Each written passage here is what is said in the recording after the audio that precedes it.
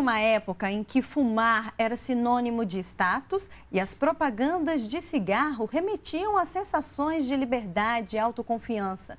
Mas os tempos mudaram e hoje o vício do tabagismo é visto como uma doença que causa muitos males. É possível largar o cigarro? Quais as principais doenças associadas ao tabagismo? Saiba mais.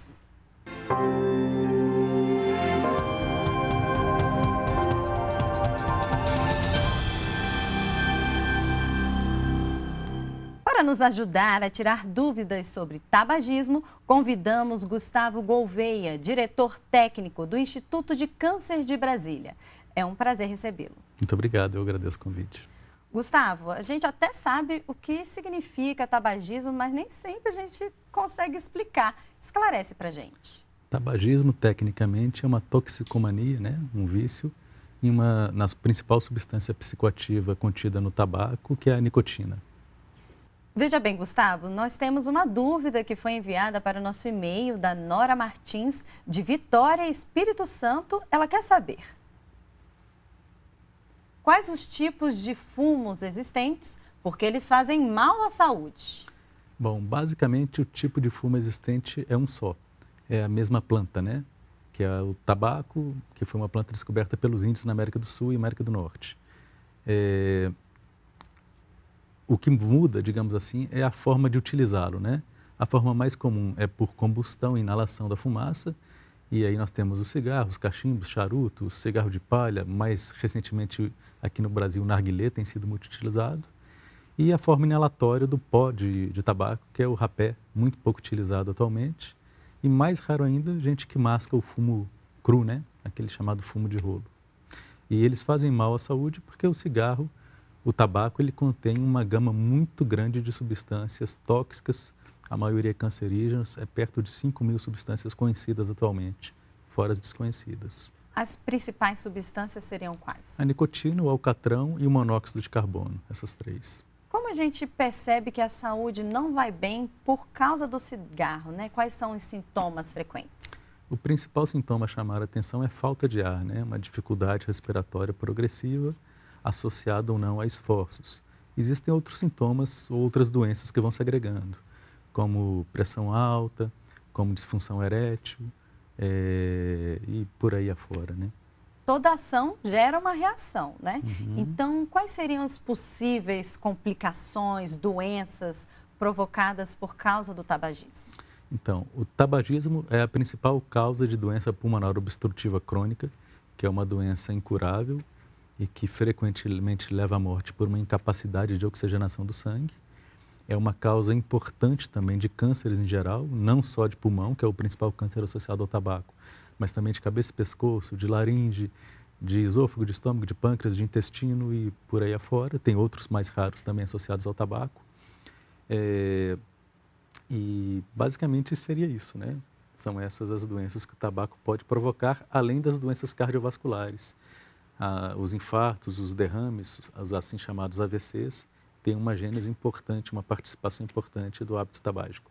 Por que as pessoas elas começam e continuam a fumar? Existe uma substância, dentre essas que você citou, que causa dependência? As pessoas começam a fumar por uma decisão pessoal, digamos assim, né? Ou para experimentar, ou porque acham glamouroso fumar. Ou porque talvez os efeitos realmente sejam prazerosos. Ou porque tem um exemplo, né, dentro de casa, Pode vê acontecer, os pais fumando com e certeza. acha que é natural aqui ele continua. Isso, amigos, enfim. Mas a substância responsável pela adição é a nicotina. E o que ela provoca, a nicotina? A nicotina, ela é como se fosse um plug que se ligasse a uma tomada, né? Ela se liga, essa tomada no nosso corpo seriam os receptores nicotínicos. Quando a nicotina se liga neles, ocorre uma liberação de adrenalina pelo corpo. Isso produz uma sensação de bem-estar, de euforia, né? Associada ao uso do tabaco. E é essa sensação que mantém as pessoas, digamos que, presas ao hábito.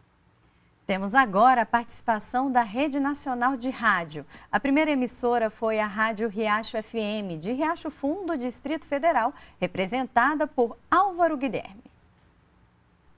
Eu gostaria de saber se os adesivos de nicotina são eficientes para largar o cigarro. Então, os adesivos de nicotina, eles provêm ao fumante que está tentando deixar hábito tabágico uma dose não inalatória de nicotina mais controlada, né? Para, digamos que, reduzir os sintomas da síndrome de abstinência pela cessação do tabagismo. Eles ajudam, mas eles isoladamente não resolvem, digamos assim. Outra emissora da rede também participou. O Paulo Bueno, da nossa Rádio FM de Belo Horizonte, em Minas Gerais, fez a seguinte pergunta. Quais são os riscos da fumaça do cigarro para a pessoa que não fuma? A fumaça do cigarro ambiental, né, para o não fumante, que convive com o fumante, chamado de fumante passivo, ela é mais tóxica do que a fumaça inalada pelo fumante, porque ela não passa pelo sistema de filtro que tem na maioria dos cigarros, e com isso ela contém mais toxinas, né? Ela é mais prejudicial. E é capaz do não fumante ter as mesmas doenças de um fumante? Certamente que sim. E aquela pessoa que fuma, como é que age o cigarro quimicamente no organismo dela?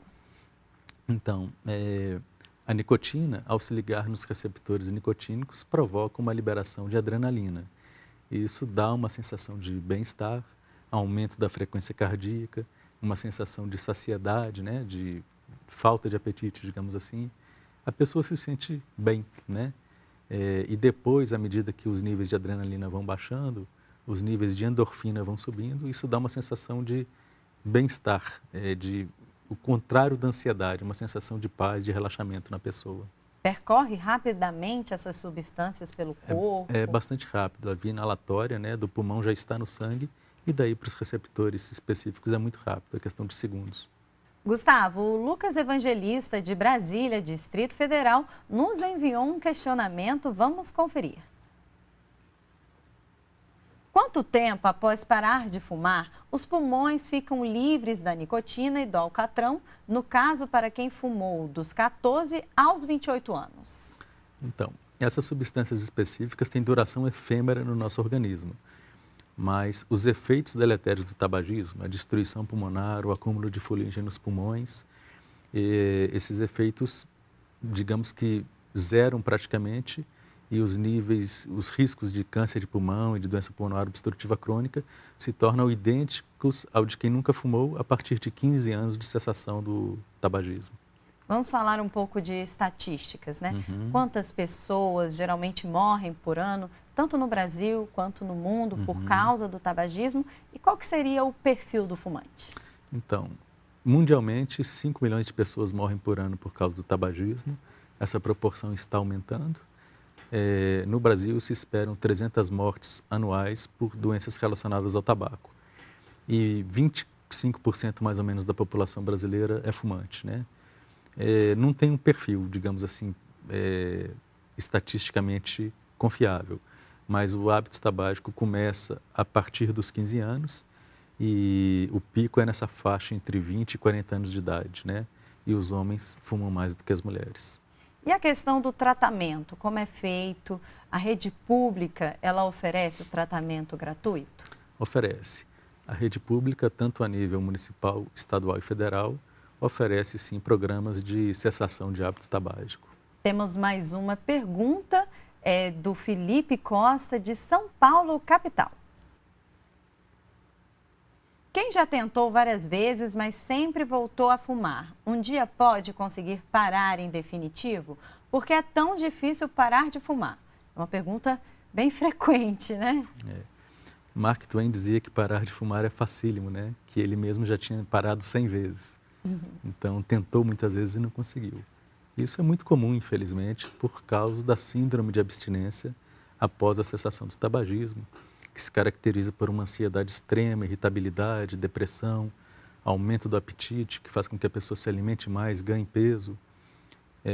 Então, essa síndrome de abstinência prejudica, dificulta muito, de fato, a cessação do hábito. Existe algum método para parar de fumar? Existe, né? Os programas de ajuda para a cessação do tabagismo, eles envolvem psicoterapia individual em grupo, eles envolvem a utilização de suplementação de nicotina por via não inalatória, para que o paciente não tenha tantos efeitos da síndrome de abstinência, e às vezes até medicações psicoativas mesmo, para ajudar um pouquinho nessa questão da ansiedade e irritabilidade, né?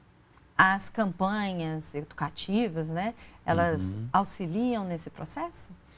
As campanhas educativas, elas auxiliam muito no sentido de evitar que as pessoas comecem o hábito tabágico e ajudam também as pessoas que querem deixar o hábito tabágico a saber que os tratamentos estão disponíveis, né, na rede pública de saúde. O tabaco não prejudica só a pessoa, como também o meio ambiente. Muitos acidentes, né, acabam acontecendo por conta de pontas de cigarro. Nessa época do ano de seca, as queimadas secundárias a um cigarrinho esquecido por aí são relativamente frequentes. Gustavo, obrigada pelos esclarecimentos. Até uma próxima oportunidade. Eu agradeço o convite. Há mais informações sobre o assunto disponíveis em www.institutodecancer.com.br. Obrigada mais uma vez. Disponha. E você, se tiver dúvidas ou quiser sugerir algum assunto, entre em contato com a gente pelo nosso e-mail, programasnbr@ebc.com.br ou pelo nosso WhatsApp 61 99645 7037 e ainda pode acessar o site da Rede Nacional de Rádio, www.redenacionalderadio.com.br. Obrigada por sua audiência e até a próxima!